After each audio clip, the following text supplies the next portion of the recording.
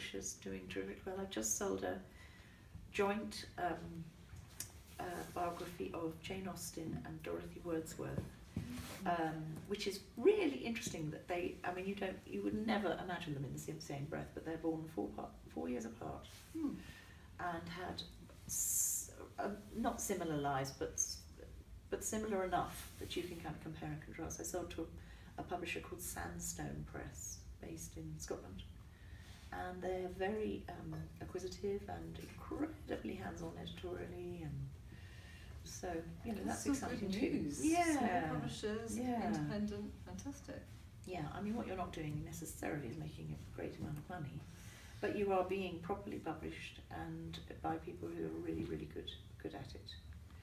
I don't know if anybody was listening to, was it You and Yours at lunchtime, about the author who was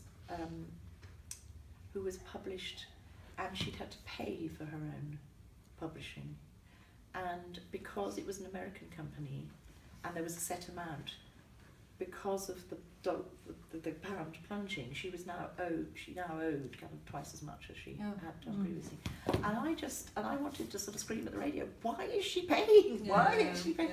Because I think there are some people out there who are really exploiting authors like that, and it's very, very worrying. It's that double-ended thing. It's one thing to pay to self-publish your own book, but then you want to own all the rights and get the full income from it. But this weird thing of paying to be published and then only getting a certain number of the amount of the royalties is incredible. Exactly, and they don't necessarily do as good a job as you might do self-publishing yourself, and then, as you say, you get 70% of the royalties. So it's and I think there's real dangers of people just being so excited by the prospect that they sign something and don't realise quite what. So the landscape is changing. Then it's changing all the time. Yes, I mean the major publishers still hold sway, and in fact they're getting much more territorial. You have to sell them. In the case of any Hachette company, you have to sell them Australia and New Zealand now. They won't take a deal without. And it's getting harder and harder. As literary agents, you try and keep audio rights and sort of, that sort of thing, and that's becoming harder and harder as well. So they are sort of insisting on, being the sort of everything. We're very lucky because when they say we want film and TV rights, we just say no, it's a deal breaker. What are you going to do with them? Well, frankly. Exactly. But they try. For everything.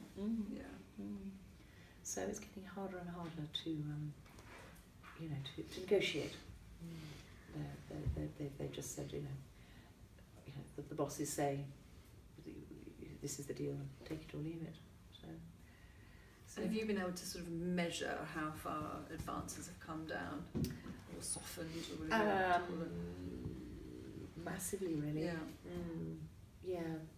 I would say so. I mean, the trouble is that if you get 7 or 8 publishers all wanting the same book, which happens, just before Frankfurt, or one of these kind of times of year when the sort of the buzz machine is at work, then the sky's the limit, because editors have to sort of show that they're in the game and they're players and they've got lots of money. There's a publisher at Orion, a new publisher at Orion, an imprint called Trapeze. I don't know if any of you have come across Trapeze, and they bought I think it was a 2-book deal just before London Book Fair, because that was when they launched, and that was very, very, very. They spent a lot of money. Because they needed to, wave their flags. So that sort of thing, if you're the agent of that sort of thing, then you're feeling very happy. I remember actually in the early days, when I was at Random House, I hear my boss saying that she overpaid for something, and I think, well, why did you do that? Not understanding, but perhaps do people understand what that means when a publisher says they've overpaid for something? Well, I think it is. It's when sort of everybody wants it, and then you kind of blood rushes to the head, and you all sort of you know, you've got to have it, and you know, I suppose it's like being in an auction house. You just keep putting your hand up, and then you suddenly sort of sit back and think, oh Christ, I'm never gonna you know, make that money back. I'm never gonna sell enough copies of it, or I will sell if I put in a huge marketing budget, you know, tube ads, you know, sort of freebies everywhere and everything, which is very expensive.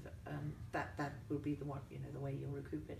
And what's difficult about overpaying is that the editor feels sort of alarmed and foolish, and it doesn't do the author any favours, because when it comes to the next book, they'll look at how many it did actually sell, and even if it's quite a respectable number, you know, 20,000-30,000, if the advance was 500,000, you are looking foolish. And I think it was, is his surname Kunzu? I'm just trying to think. He had a huge success with a novel, and then he just physically, mentally could not write his second novel. He just was so stricken by how sort of relatively badly the first book performed. I mean, second novels are hard anyway. I'm sure some of you know that. But to have that sort of burden hanging over you, even if you've, you know, made enough money, you know, forever, it's still tough. So I think, it's nice to have that second one tucked away, isn't it? Before you sell the first one, the pressure of that. It is hard, because it's probably the first time you've had a deadline, you've got a commission, you know, you've got to sort of, you know, you've got to write it in a certain amount of time. It's a pressure, but for some people, obviously, it's brilliant. And, you know, here I go, I'm a writer now. Yeah, we've had some people who've come through the club who tend to approach writing very much as they'd approach any other business. They just, just treat it as a business. And I think perhaps they employ something that I often tell people to do is keep your author at home in cotton wool. You bring yourself to gigs like this, and then you go home and relay to the author. You break the news to them that advances are low and that deals are hard to get, and that, but yet there is some lovely independence out there. You know, and the author stays home and just focuses on the creative. I mean, I think you can't hold both thoughts in your head at once. That's what drives the second time novelist crazy, isn't it? And I think that's why you have an agent and hopefully a very supportive editor. Because if you do find yourself really struggling and going wrong, you can just say, oh, can you just read my first couple of chapters, or can I come in and have a cup of coffee with you? You know, you can just sort of see whether you're on the right track, and if your confidence is really, you know, shot, or if you just think, I've got to stop for 6 months, or I've got to take a job, or whatever, you know, you've got people who you can, you know, who will sort of protect you and look after you. So, you know, I don't think, you know, we're not machines, and sometimes writing is very, very hard. So yeah, I think the more people who you have around you to support you, the better. Yeah, absolutely.